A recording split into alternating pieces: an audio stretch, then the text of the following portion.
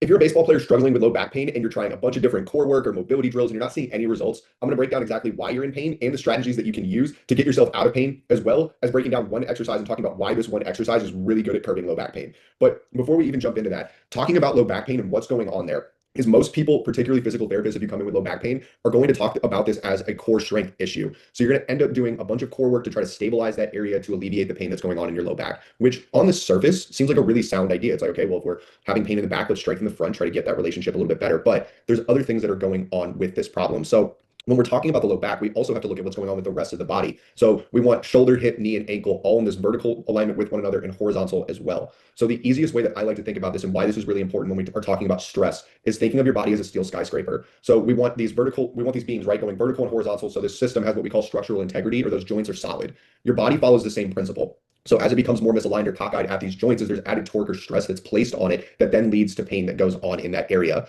So when we're honing in and we're talking about this low back, there's a couple of different misalignments that can occur with the spine. So as we're looking at this, you're just going from left to right, you're going to see what that normal spine or that natural S curvature should look like. And then we go into something called kyphosis. So this is typically more of what you'll see in the older population that's more sedentary, where we get a really exaggerated, rounded forward upper spine or thoracic spine that limits the mobility that we have out the upper back. The next one over is going to be what more athletes or like younger, stronger athletic people are in, and that is called lordosis. So essentially that's overextension of the low back, which then leads to the upper back having to round forward from that mid back getting stiff and rigid. So the one that we're going to hone in and talk about the most is going to be this lordosis position, because that's going to be what most of you guys are going to be in.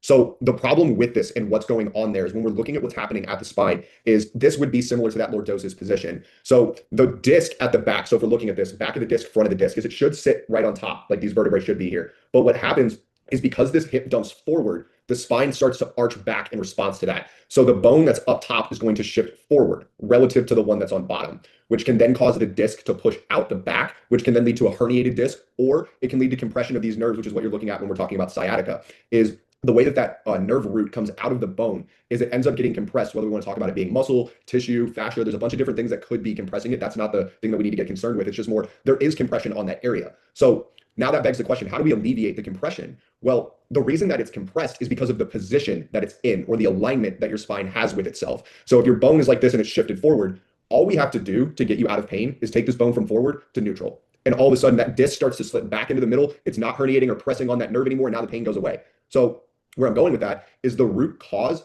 of what's going on is that spine being forward. So if we're only trying to strengthen the front side of our body and our core, we aren't addressing the actual thing that is causing the issue, which is more of the position that we're in. So if we're trying to change the spine position, there's a lot of ways that we can do that. So we can go all the way down to the ankle, we can go to the knee, we can go to the shoulder, because your body works like a slinky. It has effects that work up and down. We can rattle it at the bottom and watch that chain reaction effect go up. We can rattle it up and watch it go down, or we can rattle it in the middle and watch it go both ways. So there's no one size fits all approach to your body or your back pain, because your alignment and your position are going to be different than the people that are around you. So from more of a visual perspective of what's going on and what we would actually want to look like, this is going to be a diagram that kind of depicts that really well.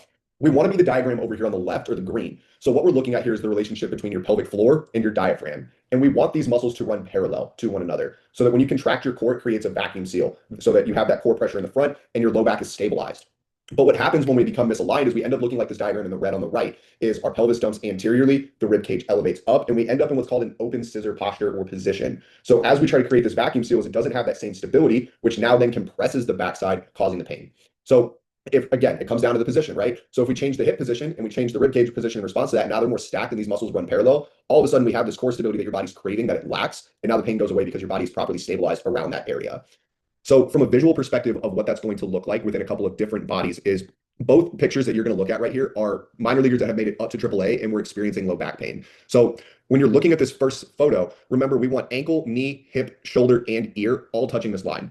So the first thing that you're going to notice right away is that his hip is way forward of the line and the shoulder is behind his hip. So he's in what would be called a sway back posture. I don't like that term, but it's just what people talk about as far as like the shoulder being behind the hip, is it's called a sway back. So this position right here, you can see the overextension or the curvature that's going on in the low back. This is what's creating that compression issue. So this hip is dumping down or forward anteriorly. This rib cage lifts up, which is why his stomach right here is pushing out.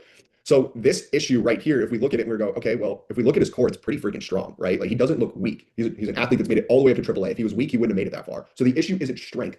The issue is functional strength. So there's a big difference between that. So brute strength, or what I just call strength, is going to be more like how much weight can I move within the weight room. Functional strength is can I move the weight appropriately with the correct muscle activation to make that pattern as clean as possible. And when you're in this position right here, when you go down into a squat, it just compresses that vertebrae even more. Same thing with a deadlift as we're trying to get up out of it, is we're arching back to try to create this feeling, is that you end up in a very bad position. The other guy who's in low back pain is going to be slightly different.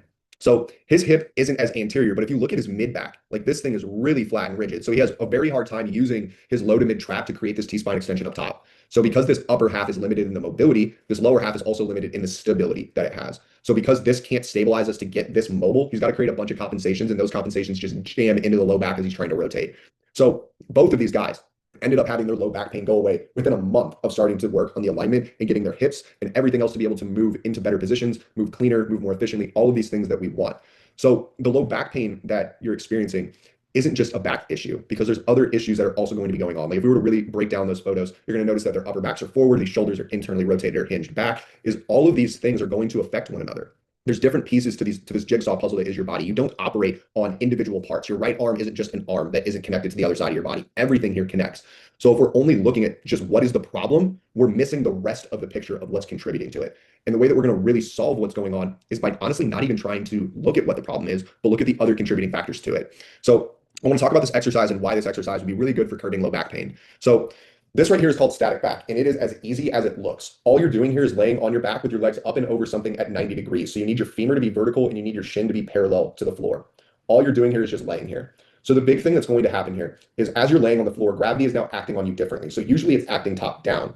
Now that we're laying on the floor, it's pushing us further into the floor. So the couple of things that it's going to do is, number one, it's going to work on rotation. So most of the time, we're going to have our throwing side rotated forward. Not always, just generally that's kind of a trend that you'll see. So if this side is rotated forward and now I'm laying flat on the ground, gravity is going to push this side back to the floor and essentially balance out that tipping scale. So it's going to remove the rotation. It's also going to put my pelvis into a neutral position. So if I'm dumped anterior and now I'm in this position with my legs up, my pelvis rotates back. So now my low back is flat to the floor and it's not overarched. So it's working on kind of tracking or realigning how your hip is going from S1 into L5, L4, L3, L2, L1, all the way up. We hit that TL junction where your thoracic spine meets your lumbar, and then that chain reaction starts to happen into the thoracic spine. So thoracic is usually rounded forward, right? Well, now that I'm laying down, gravity is going to push this back and upright my T-spine.